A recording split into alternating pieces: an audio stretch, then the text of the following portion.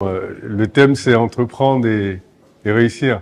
Donc, il y aura ceux qui n'ont pas encore entrepris, qui ont l'intention d'entreprendre, et ceux qui ont déjà entrepris. Donc, évidemment, il y a certaines notions sur lesquelles je vais revenir et qui vont peut-être ennuyer un peu les entrepreneurs avertis. Mais bon, c'est une masterclass. Donc, on va certainement apprendre aussi de ces entrepreneurs. Alors, il n'y a pas de recette universelle pour réussir une entreprise. Donc, quand on dit à un entrepreneur de venir faire une masterclass sur comment entreprendre et réussir, en réalité, on lui demande de venir raconter comment il a entrepris, il a réussi.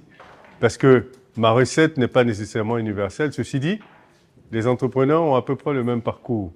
Donc, à un moment donné, il y a des notions qui sont universelles, même s'il n'y a pas de recette universelle, il y a des notions universelles qui font que, quand vous les suivez, la probabilité de réussite, elle est très grande. Okay?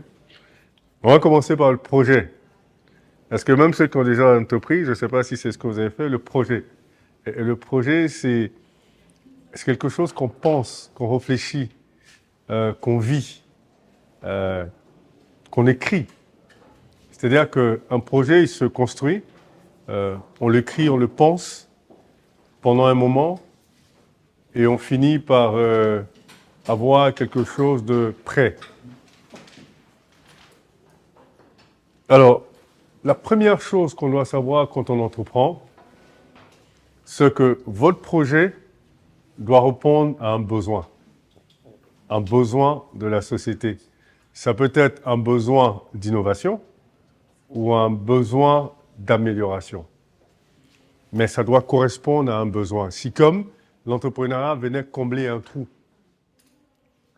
Et c'est la première raison pour laquelle votre projet a des chances de réussir. Parce que votre projet vient combler un vide. Sinon, il n'a pas d'intérêt. Donc, un besoin d'amélioration, ça veut dire ce que vous voulez faire existe déjà. Mais vous voulez faire mieux. Donc, ça veut dire que dans un projet d'amélioration, vous devez avoir une valeur ajoutée. Et donc, c'est la première question que vous vous posez. Quelle est la valeur ajoutée de mon projet? Si je veux faire un pressing, il y en a déjà 50 000.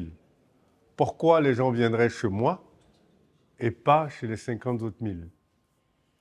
Et si vous n'arrivez pas à répondre à cette question, ce n'est pas la peine d'entreprendre. Mais si vous arrivez à répondre à cette question, c'est qu'évidemment, votre projet a une probabilité de vivre qui est extrêmement importante. La deuxième chose, c'est un besoin d'innovation. Donc évidemment, vous avez identifié ce besoin, OK? Mais il n'y a aucune solution à ce besoin-là dans votre environnement. Comprenez innovation, les innovations sont contextuelles. Parce que ça peut être quelque chose qui existe ailleurs, mais qui est une innovation chez vous parce que ça n'existe pas chez vous.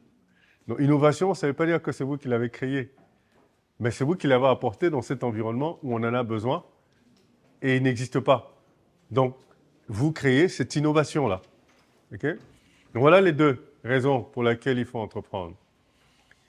Il est plus facile d'entreprendre dans l'amélioration que dans l'innovation. Parce que dans l'innovation, vous avez tout à expliquer, vous avez une pédagogie extraordinaire à faire, vous devez faire réaliser aux gens qu'en réalité, ils ont ce besoin-là.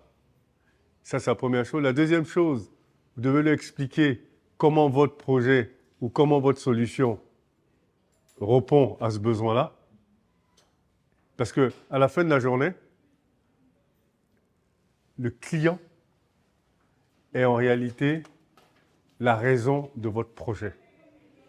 Donc, dans le projet, ce n'est pas votre intérêt, c'est l'intérêt du client. Si lui n'est pas convaincu, vous pouvez être convaincu de votre projet.